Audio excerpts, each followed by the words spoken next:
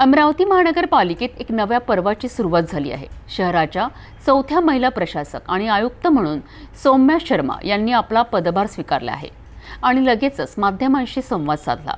आव्हानांनी भरलेल्या या शहरात त्यांच्या प्राथमिकता काय असतील, शहराची सर्वात मोठी समस्या स्वच्छता याबाबत त्यांचा दृष्टिकोन काय आहे आणि त्या अतिक्रमण व राजकीय हस्तक्षेप यांमध्ये आपले कार्य पार पाडू शकतील का, आजच्या या खास रिपोर्टमध्ये आपण या प्रश्नांची उत्तरे जाणून घेणार आहोत, जे पत्रकारांनी त्यांना विचारले। बघूया सौम्या शर्मा काय म्हणाल्यात। त्यानंतर मग मी महाराष्ट्रामध्ये नांदेडमध्ये देगलूर सब डिव्हिजन आहे, तिकडे पोस्टेड होते SD म्हणून। त्यानंतर मग मी जिल्हा परिषद नागपूरमध्ये आपला कर्तव्य मी पार पडला तिथे।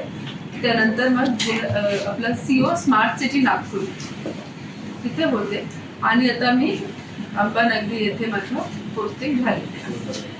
आणि माझ्या या पत्रकार परिषद करण्याचा एक जे रिझन असा होता, कारण असा होता की एक कुठलेही ठिकाण, शहर असेल किंवा गाव असेल, कुठल्याही ठिकाणची ॲक्च्युअल परिस्थिती काय आहे ही आम्हाला माहिती बातमी newspaper, print media, electronic media यांच्या माध्यमातून भेटते। आणि इकडे मी रुजू झाले आहे आणि तर माझ्यासाठी पण काही इश्यूज प्रायोरिटीचे आहेत, पण तुमचे दृष्टीने शहराचे काय विषय आहेत, काय तुम्हाला माझ्याशी शेअर करायचे आहे, यासाठी एक या पत्रकार परिषदचा एक आयोजन केलेला आहे। त्यासोबतच एक ही पण विषय आहे की माझ्या ऑर्डर आल्यानंतर मला काही ठिकाणी कॉल झाले, आपण केव्हा येणार, आपलं तुम्ही सगळ्यांना इंट्रोडक्शन दिली आणि नंतर मग मला ग्रुपमध्ये पण ॲड केला। तर बहुतशी वेळ असं पण होतं की डायरेक्टली कम्युनिकेट करणं शक्य होत नाही, कारण काही मीटिंग सुरू आहे, कुठेतरी सुरू आहे।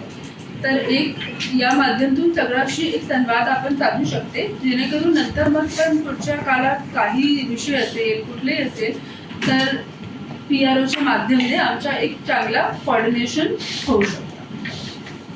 तर आय थिंक आपण यामध्ये जे काही आपले प्रश्न आहे किंवा विषय तुमच्या मार्फत एक माझ्याकडे तुम्हाला पोहोचण्याचा तुम्हाला एक ते आहे, तर तुम्ही करू शकता। तर आपण जॉईन झाल्यानंतर प्राथमिक आढावा या ठिकाणी घेतला असणार विभाग प्रमुखांकडून काय आढळलं तुम्हाला या महापालिकेत? आपण प्राथमिक आढावा काय घेतला? तिथल्या HODची एक बैठक आपण प्राथमिक घेतलेली आहे, त्यामध्ये तुम्हाला काय आढळलं महापालिकेत? तर इथे आपला रुजू झाल्यानंतर एक जो विषय क्लिअर माझ्यासमोर आलेला आहे ते आहे स्वच्छता। शहराची स्वच्छताबाबत माझ्याकडे वेगळे नागरिकांनी पण समोर एक ही विषय मांडला आणि स्वतः पण माझ्या लक्षात आलेला आहे। आज सकाळी व्हिजिट पण केली होती 1-2 ठिकाणवर आणि स्वच्छता विभागाचा पूर्ण आढावा एक दिवसात होऊ शकत नाही, कारण खूप मोठा विषय आहे स्वच्छता, पण आम्ही सुरू केलेला आहे। आणि स्वच्छता विषयात एक असा विषय आहे की आमचा प्रयत्न ते नक्की राहणार, पण सिटिझन इन्व्हॉल्वमेंट जे आहे, सिटिझन इन्व्हॉल्वमेंट पण फार मोठी आहे या टॉपिकमध्ये। तर त्यांच्या सोबतच आपण एक पुढे एक प्लॅन आपण तयार करू, एक कॅम्पेन तयार करू, स्पेशल कॅम्पेन, ज्यामध्ये आपण सिटिझन सोबत मिळून एक कैसे शहराची जे प्रतिमा आणि स्वच्छता विषयक जे आहे आपण त्याची सुधारणा करू शकतो। आणि नक्की थोडा रिसोर्सेस जे आपल्याकडे आहे त्या रिसोर्सेसमध्ये राहून आपण कसे पुढे जाऊ शकतो। आणि जर असं असेल की काही रिसोर्सेसच्या कमी आहे, गॅप आहे, तर त्याची पाठपुरावा आमच्या स्तरावर जर होत नाही तर त्याची पाठपुरावा कसे होऊ शकतात, त्यासाठी पण आपला प्रयत्न राहणार आहे। जो काम आहे ते ठेकेदार मार्फतच होणार आहे। आता कसं सद्यस्थिती आहे याने मला काही तर सांगितलं, पण त्यामध्ये पूर्ण सब्जेक्टमध्ये जाऊन ॲक्च्युली कुठे कुठे शॉर्टफॉल्स आहे, गॅप्स आहे, आपण ते पूर्ण करणार ऑफिसर्सवर, तो तुम्ही करणारच आहे। पण एक त्यासोबतच एक ही पण आपली कॅम्पेन राहणार आणि कॅम्पेन असे नाही आहे, कॅम्पेन ही पण आहे की आम्हाला नागरिकांमार्फत माहिती पण मिळेल की कुठे कुठे प्रॉब्लेम एरियाज आहे, कारण आमच्या लक्षात तर पॉइंट असा आहे की आम्ही ते करणार, माझं जे काम आहे ते आम्ही करणार. आमचे जे ऑफिसर आहे, आमचे जे काही कर्मचारी आहे, आमचं जे वेंडरमध्ये आपले आलेले लोक आहेत, त्यांच्यावरती पूर्णपणे जे कंट्रोल आहे ते एक्सरसाइज होणार. पण एक पद्धतीने जे लोकांची काय याच्यामध्ये समस्या आहे, आमची एक ॲप तयार झाली आहे आपल्या सगळ्यांना माहिती होईल, त्याची काय मॉनिटरिंग आहे, त्यामध्ये काय काय अडचणी समोर येतात, कोणती जागेवर जास्त अडचण आहे, असे करून त्या पद्धतीने जे लोकांचा पण आम्हाला एक रिस्पॉन्स मिळाला आहे, त्या माध्यमाने आम्ही ते आणखी याच्यामध्ये काम करण्यासाठी. सध्या शहरामध्ये दोनच प्रॉब्लेम मोठे आहेत, एक स्वच्छता आणि दुसरं अतिक्रमण. अतिक्रमण खूप मोठ्या प्रमाणात झालेलं आहे, त्याला आपण कधी कसं काय हटवणार? बघा, अतिक्रमणचा जो विषय आहे याबद्दल आतापर्यंत तुम्ही सांगितलं जसे यावर एक रिव्ह्यू करणार आहे अतिक्रमणबद्दल, आणि त्यामध्ये जे काही आपण करू शकते ते करणार. कारण अतिक्रमण जर एखाद मोठा रोड तयार झाला, तिकडे आपण पूर्ण सगळे लावले, गट्टू लावले, प्रॉपर तिकडे सगळं करून दिला, त्यानंतर मग जर तिकडे अतिक्रमण झाला तर लोकांचा पण जे वॉकिंग पाथ आहे ते कमी होतं. तर याच्यावर आपलं पूर्ण लक्ष राहणार. ऑलरेडी रिसर्चनी सांगितलेलं आहे, ही प्रॉब्लेम सगळी समोर आलेली आहे. आता याच्या 2 वाक्यामध्ये उत्तर देणं शक्य नाही, कारण प्रॉब्लेम एवढी सोपी नाही आहे की 2 आपण ते कुठले शाळेमध्ये ऐसे तर लिहत नाही की ऐसे करणारी सगळे रिअल प्रॉब्लेम्स आहे, रिअल इश्यूज आहे आणि रिअल लोक अफेक्ट होतो या प्रॉब्लेम्सने. तर मला नाही वाटतं की जर मी आपल्या प्रश्नाचं उत्तर आता दिला तर ते मी जस्टिस करणार त्या प्रश्नाचा आपण. कारण मी ज्या माझी बैठक झालेली आहे, जे मी फील्ड व्हिजिट केलेली आहे, this is not a simple problem. अशी प्रॉब्लेम नाही आहे की ते 1 दिवसात रात्रीभरात ते पूर्ण होते. आणि ही जे मोठे शहरात पण आत्ता पण काही मोठे शहर आहे जिथे वेस्टचा प्रॉब्लेम आहे. पण आमच्या अमरावतीला जे प्रोसेसिंग युनिट स्थापन झालेलं आहे, सुरू आहे, ती एक फार मोठी एक आपल्याकडे चांगला इन्फ्रास्ट्रक्चरचा पीस अवेलेबल आहे. तरी सुद्धा कारण ही जे टिपर आणि कंटेनर यांची प्रॉब्लेम असल्यामुळे आम्हाला खूप जास्त ठिकाणवर दिसतो कचरा. तर याच्यावर आम्ही उपाय काढणार आणि सोल्युशन काय आहे ते काढणार. आणि I hope in the coming months तुम्ही सगळ्यांना त्याच्या माहिती पण मिळेल. तुम्ही डिपार्टमेंटची आता पण जसं मी सांगितलं रिव्ह्यू सुरू आहे. सध्या कोणते काम चालू आहे बघतो. पोस्टिंग असतो वेगवेगळे विभागामध्ये जाऊन पोस्टिंग आपली ग्रामीण क्षेत्रात काम केलेलं आहे. ग्रामीण क्षेत्रात वेगळी प्रॉब्लेम असतो, शहरात वेगळी प्रॉब्लेम असतो. तर आमच्या आणि त्यापूर्वी मोठे शहर दिल्लीमध्ये पण काम केलं आहे. नंतर मग नागपूर आमच्या शहराची उपराजधानी, राज्याची उपराजधानी आहे. तर सगळं जे आतापर्यंत झालेला एक एक्सपिरियन्स आहे, त्या एक्सपिरियन्सने कसे आपली त्यामध्ये एक माझ्या स्वतःच्या रोलमध्ये मी कसे अमरावतीला जे आतापर्यंत एक माझ्याकडे एक्सपिरियन्स आलेला आहे या शहरात काम केल्यानंतर आयुक्त म्हणून कसे या लाभ देऊ शकते, कसे स्टँडर्ड देऊन थोडासा बेटर करू शकते यावर पूर्ण फोकस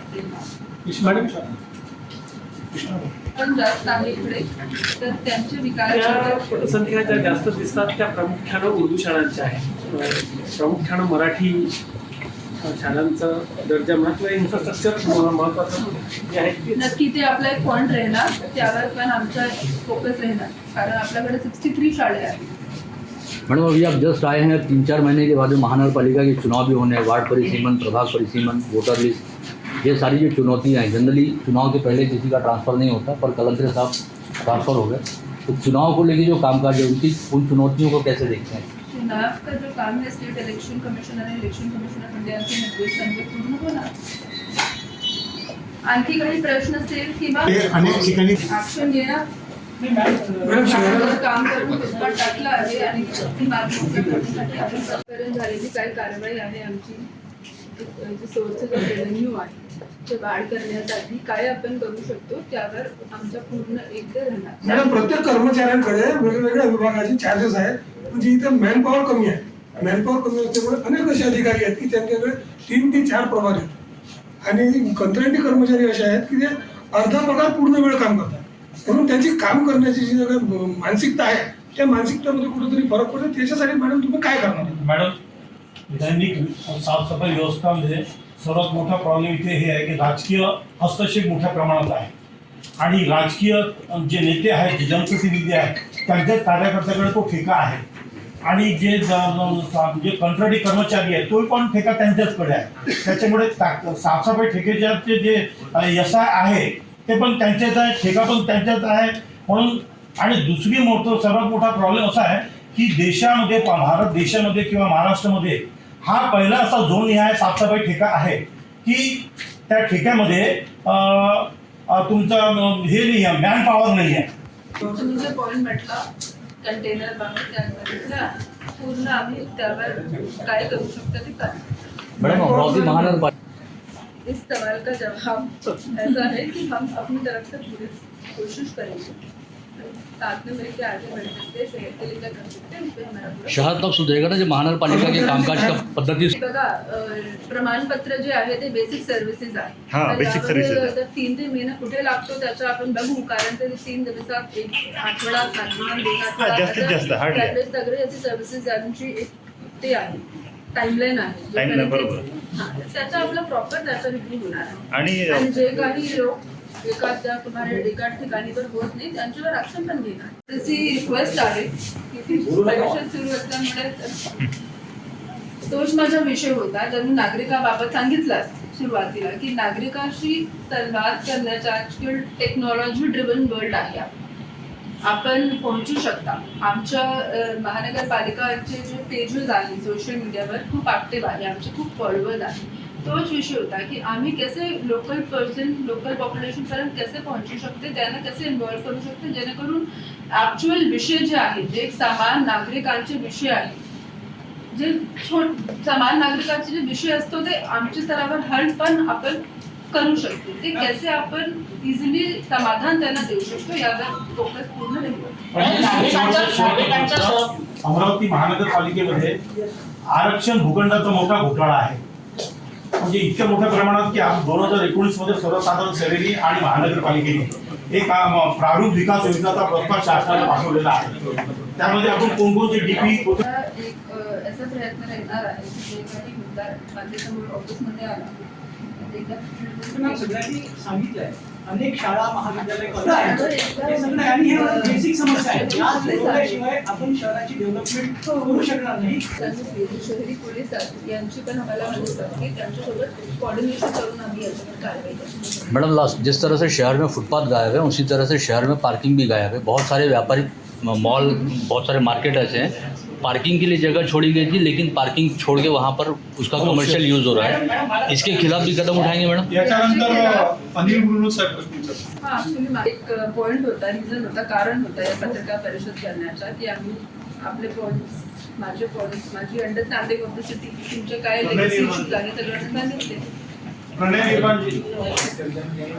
अमरावती महानगरपालिकेच्या नवनियुक्त प्रशासक आणि आयुक्त सौम्या शर्मा यांनी स्वच्छतेची समस्या शहराची सर्वात मोठी समस्या म्हणून स्वीकारली आहे आणि या दिशेने काम करण्याची ग्वाही दिली आहे. अतिक्रमण आणि राजकीय हस्तक्षेप यांसारख्या मुद्द्यांवर त्यांनी थेट काहीही सांगितले नसले तरी त्यांच्या प्राथमिकता स्पष्ट दिसतात. माध्यमांशी समन्वय साधून काम करण्याचं त्यांचं विधान शहराच्या विकासाकरिता एक सकारात्मक संकेत असू शकतंय. आव्हानांनी भरलेल्या या शहरात सौम्या शर्मा आपलं कार्य कसं पुढे नेतात आणि अमरावतीला एक उत्तम शहर बनवण्यात किती यशस्वी होतात हे पाहणे महत्त्वाचं ठरले आहे. 4थ्या महिला आयुक्त म्हणून त्यांचा कार्यकाळ किती संस्मरणीय राहील हे वेळच सांगेल.